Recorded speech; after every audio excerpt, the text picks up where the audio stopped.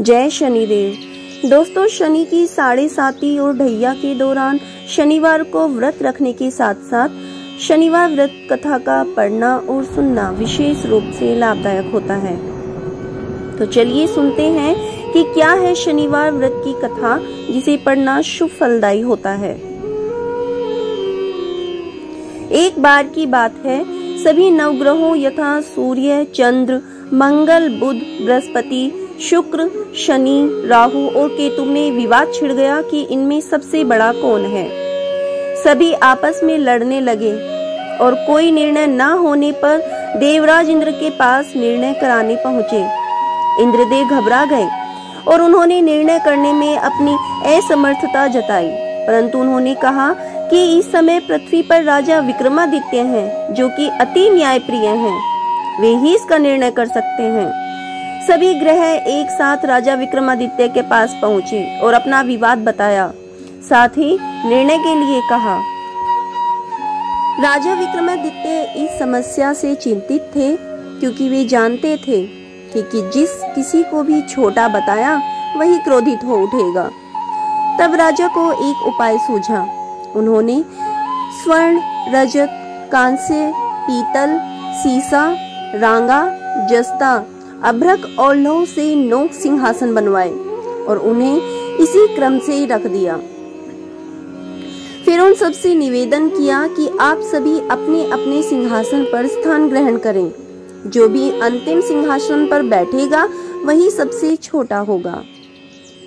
इसके अनुसार लौह सिंहासन सबसे बाद में होने के कारण शनिदेव सबसे बाद में बैठे, तो वही सबसे छोटे कहलाए। शनिदेव को लगा कि राजा ने ऐसा जानकर किया है और वह गुस्से में राजा से बोले, राजा तू मुझे नहीं जानता। सूर्य एक राशि में 1 महीना, चंद्रमा 2.25 महीने 2 दिन, मंगल 1.5 महीना, बृहस्पति 13 महीने, व बुध और शुक्र 1-1 महीने विचरण करते हैं, लेकिन मैं 2.5 से 7.5 साल तक रहता हूँ। बड़े बड़ों का मैंने विनाश किया है। श्री राम की 7.5 आई तो उन्हें वनवास हो गया। रावण की आई तो उसकी लंका को वानरों की सेना से हारना पड़ा। अब तुम सावधान रहना। ऐसा कहकर कुपित होते हुए शनिदेव वहां से चले गए। अन्य देवता खुशी खुशी चले गए। कुछ समय बाद राजा की 7.5 आई। तब शनिदेव घोड़ों के सौदागर बनकर वहां आए। उनके साथ कई बढ़िया घोड़े थे। राजा ने यह समाचार सुन अपने अश्वपाल को अच्छे घोड़े खरीदने की आज्ञा दी। उसने कई अच्छे घोड़े खरीदे। वह एक सर्वोत्तम घोड़े को राजा की सवारी हेतु दिया। राजा ज्यों ही उस पर बैठा, वह घोड़ा सरपट वन की ओर भागा और भीषण वन में पहुंचकर वह अंतर्ध्यान हो गया। अब राजा भूखा प्यासा भटकता रहा। तब एक ग्वाले ने उसे पानी पिलाया। राजा ने प्रसन्न होकर उसे अपनी अंगूठी दी। वह अंगूठी देकर राजा नगर को चल दिया और वहां अपना नाम उज्जैन निवासी वीका बताया। वहां एक सेठ की दुकान में उसने जल इत्यादि पिया और कुछ देर आराम किया। भाग्यवश उस दिन सेठ की खूब बिक्री हुई। सेठ उसे खाना इत्यादि कराने खुश होकर अपने साथ घर ले गया।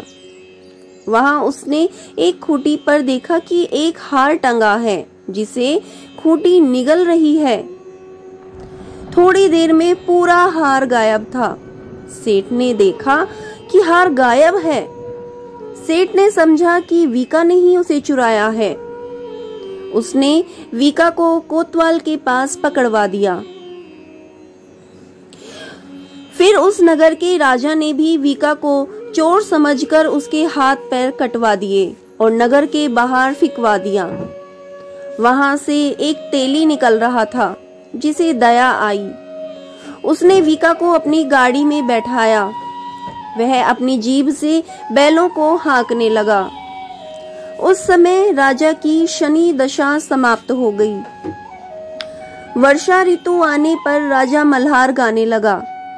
राजा जिस नगर में था वहां की राजकुमारी मनभावनी को उसका गाना इतना पसंद आया कि उसने मन ही मन प्रणय कर लिया कि वह उस राग गाने वाले से ही विवाह करेगी।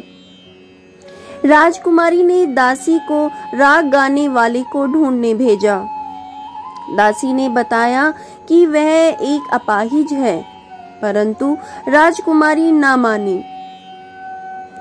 अगले ही दिन से उठते ही वह अनशन पर बैठ गई कि विवाह करेगी तो उसी से ही करेगी। बहुत समझाने पर भी जब राजकुमारी नहीं मानी तो राजा ने उस तेली को बुला भेजा और विवाह की तैयारी करने को कहा। फिर उसका विवाह राजकुमारी से हो गया। तब एक दिन सोते हुए स्वप्न में शनिदेव ने राजा से कहा, राजन, देखा तुमने मुझे छोटा बताकर कितना दुख झेला है। तब राजा ने उनसे क्षमा मांगी और प्रार्थना करते हुए कहा कि हे शनिदेव, जैसा दुख मुझे दिया है किसी और को ना दें। शनिदेव मान गए और कहा कि जो मेरी कथा और व्रत कहेगा उसे मेरी दशा में कोई दुख नहीं होगा। जो भी व्यक्ति रोज मेरा ध्यान करेगा और चींटियों को आटा डालेगा उसकी सभी मनोकामनाएं पूर्ण होंगी। और शनिदेव ने राजा के हाथ पैर वापिस करा दिए। प्रातः आंख खुलने पर राजकुमारी ने देखा तो वह आश्चर्यचकित हुई। विका ने उसे बताया कि वह उज्जैन का राजा विक्रमादित्य है। सभी अत्यंत प्रसन्न हुए। सेठ ने जब सुना तो वह राजा के पैरों पर गिरकर क्षमा मांगने लगा। राजा ने कहा कि वह तो शनिदेव का क्रोध था, इसमें किसी का कोई दोष नहीं। सेठ ने फिर भी निवेदन किया कि मुझे शांति तभी मिलेगी जब आप मेरे घर चलकर भोजन करेंगे। सेठ ने अपने घर नाना प्रकार के व्यंजनों से राजा का सत्कार किया। साथ ही सबने देखा कि जो खूंटी हार निगल गई थी वही अब उसे उगल रही थी। सेठ ने अनेक मोहरे देकर राजा का धन्यवाद दिया। सेठ ने राजा से अपनी कन्या श्री कंवरी से विवाह करने का निवेदन किया। राजा ने सहर्ष स्वीकार कर लिया। कुछ समय बाद राजा अपनी दोनों रानियों मनभावनी और श्री कंवरी को सभी उपहार सहित लेकर उज्जैन नगरी को चले। वहां राजा के राज्यवासियों ने सीमा पर खूब आदर सत्कार किया। सारे नगर में दीपमाला बनाई गई। राजा ने घोषणा की कि मैंने शनिदेव को सबसे छोटा बताया था, जबकि असल में वही सर्वोपरि हैं। तब से सारे राज्य में शनिदेव की पूजा और कथा नियमित होने लगी। सारी प्रजा खुशी और आनंद के साथ जीवन बिताने लगी। जो कोई भी शनिदेव की इस कथा को सुनता या पढ़ता है उसके सारे दुख दूर हो जाते हैं। व्रत के दिन इस कथा को अवश्य पढ़ना चाहिए।